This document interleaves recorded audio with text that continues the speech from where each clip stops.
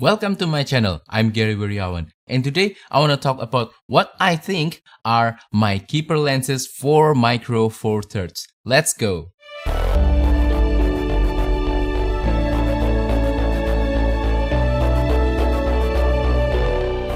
Before we continue with today's video, I just want to let you know that I will put the timestamps of this video, the chapters, on the description below or in the pinned comment down below so that you can jump to any chapter that you want, so that you don't have to watch the whole video and figure out which part that you want to watch the most. Anyway, today's video is about my keeper Micro Four Thirds lenses, the lenses that I will keep for the long term for my Micro Four Thirds camera system. Micro Four Thirds is a really wonderful camera system in my opinion. It's a little bit underrated because full frame mirrorless camera system as well as APS-C crop sensor camera systems are more popular when compared to Micro Four Thirds. But for me personally, I've been using Micro Four Thirds for a very long time, and it's the camera system that's the most perfect for me. I've been using Micro Four Thirds for travel, for street photography, for food photography, for a little bit of commercial project, for portrait, for so many different stuff, including making YouTube videos like this one. And I've been really happy with my Micro Four Thirds camera system performance, and I will keep using Micro Four Thirds for the long run. Because Micro Four Thirds is one of the earliest mirrorless camera system in the world,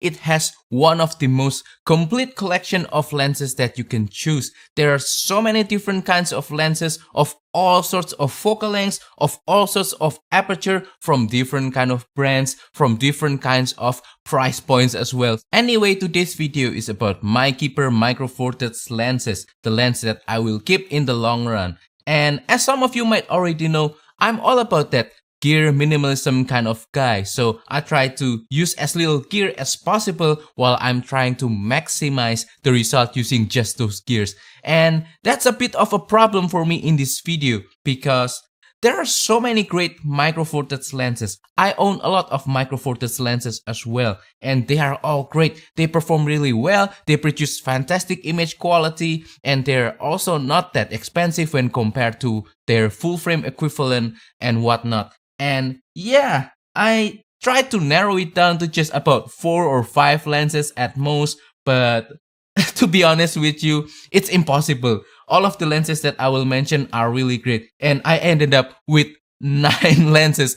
I really think that's a little bit too much, but to be honest, these are all the lenses that I will keep anyway, and I've been using them extensively for the last few years and they've been performing great. So I really think that they're all gonna be my keeper lenses. Anyway, let's continue with the lenses themselves. So there will be 2 categories of lens that I will mention in this video. First category is prime lens. So these are basically non-zoom lens, the lenses that only have one focal length. And then the other category is zoom lens. I will try to separate into 2 parts. And now let's talk about the prime lenses first. First lens is my absolute favorite wide angle lens. Some of you who already followed my channel might already know that this lens will be coming in this video, and this is the Laowa 7.5mm f2 ultra wide angle lens. Some of you who already subscribed to this channel might already know that this lens will come into this list because this is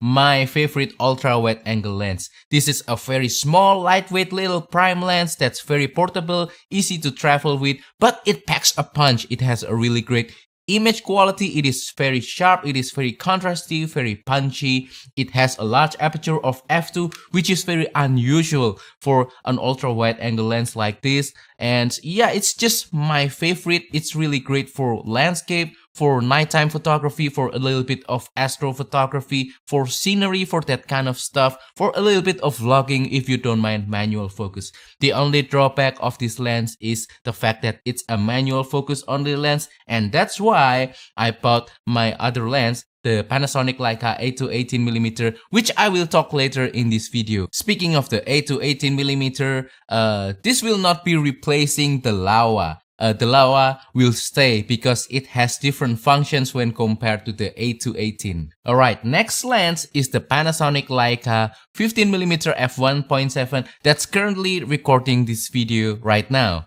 This lens will stay in my collection not only because it is sharp, not only because it is very lightweight, very small, very easy to travel with, but because it pushes me to become more creative. This lens has a focal length of equivalent to 30mm in full frame, which is very similar to the focal length of a smartphone's main camera, 28mm. So I have to be very careful, I have to be very creative when using this lens, because if I'm not creative, if I'm not careful, my pictures taken using this lens will look similar with the pictures taken using a smartphone. So this lens really pushes me to become more creative, to try to get outside my comfort zone, to try something out of the box. Next lens in my collection that will definitely stay is the Olympus 45mm f1.8. This lens, in my opinion, is the embodiment of Micro Four Thirds essentials. Small, lightweight, easy to carry around, easy to travel, and it packs a punch. It really creates great image quality, and also it is not that expensive. The Olympus 45mm has it all, and also the Panasonic equivalent as well, and that's why I'm going to keep it.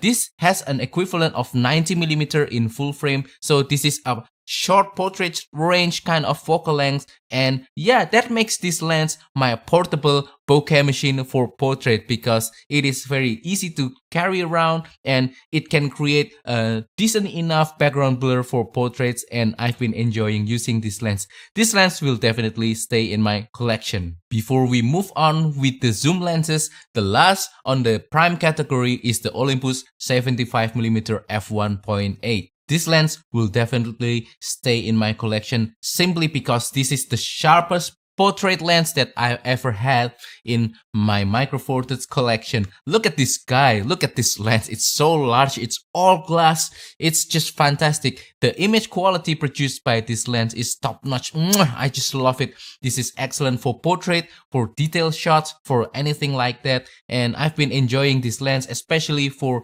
flower photography, because I can really separate the background. I can make the distracting elements in the background to become just blurry and more soft, and yeah, this is just perfect. The sharpness is top notch. It's also not that big, it's also not that heavy, although for a Micro Four Thirds lens is actually a little bit heavy, but yeah, I really enjoyed using this lens. This is my secret weapon when it comes to portrait or detail shot. So yeah, I will keep this lens as long as I can in the long run for my Micro Four Thirds system. Now let's move on with the zoom lenses. One of the zoom lenses that I will keep in the long run is definitely this new Panasonic Leica 8 to 18mm. So the Panasonic Leica 8 to 18mm is another ultra wide angle lens in my collection, very similar to the Laowa 7.5mm, also an ultra wide angle lens. But this is a zoom lens while the Laowa is only a prime lens, and I can already tell that this will be useful for general travel photography kind of stuff, and also for landscape during travel because of the zoom range. I can cover multiple focal lengths with this lens, and I can have anything from landscape, from wide scenery, all the way to a little bit of street photography, food photography, environmental portrait with just one lens. So for travel, this can replace multiple lenses, while the Laowa can only do one thing. I will keep both the Laowa and the Panasonic Leica because they have different functions. The Laowa will be for lower light situation, for astrophotography, and also for a little bit of, a portability issue if I cannot carry a big lens like this. And the 8 to 18 will be more for general travel photography related landscape scenery photography. Next lens that I will keep for sure for my Micro Four Thirds collection is the Panasonic 14 to 140mm f3.5 to f5.6 super zoom lens. I do a lot of travel photography. I travel to so many different countries, and this lens, the 14 to 140mm, is the reason why my Micro Four Thirds system works really well for travel. This lens can cover a lot of focal lengths from 14mm all the way to a little bit of ultra photo focal lengths of 140mm. So anything from moderate wide all the way to a little bit of wildlife photography with just one single lens, and without too much sacrifice in the image quality and without too much sacrifice in the performance as well. Autofocus is great, and and the OIS, the stabilizer, also works great. This is just a fantastic travel lens, the one that can do it all with just one single lens. Definitely this will stay with me, and definitely I will use it for a lot more travel photography in the future. Next lens that will definitely stay in my collection is the Panasonic 35 to 100mm f2.8.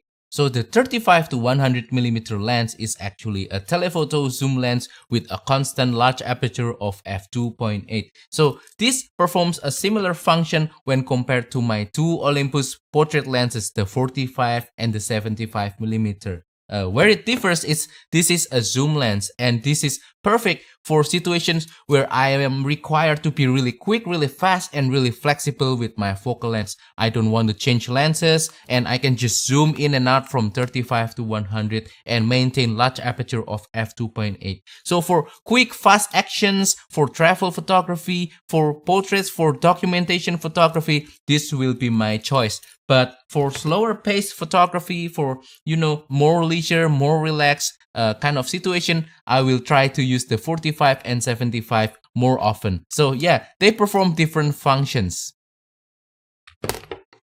Next lens that will definitely stay on my collection is also my Panasonic 12 to 35mm f2.8.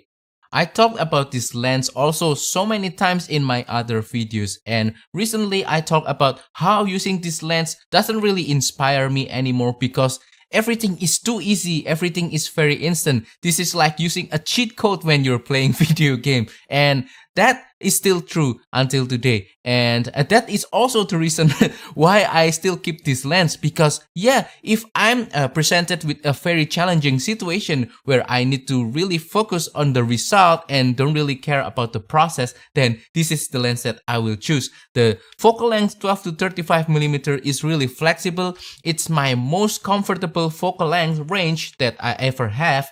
And it's just my comfort zone if I need to really be serious about the result and I don't want to really care about my gear. This is the lens that I will choose. This is perfect for all sorts of photography, for environmental portrait, for scenery, for just general travel photography. Yeah, this can really work really well. Honorable mention in this list is my Panasonic Lumix 20mm f1.7. This is a prime lens, so it's supposed to be in the prime lens category, but this is an honorable mention. I want to keep this lens. I really love this lens. This is sharp, this is really contrasty, and also this is a pancake lens. It's very small, very lightweight, and just easy to travel around with. I really love this lens, but it's really competing with my Panasonic Leica 15mm. Every time I try to bring one prime lens for like a general photography video kind of lens, which means I want to bring a medium wide focal length, I'm always torn up between the Panasonic Leica 15mm or the Panasonic Lumix 20mm. And yeah, it's just kind of going back and forth between 15 and 20 all the time.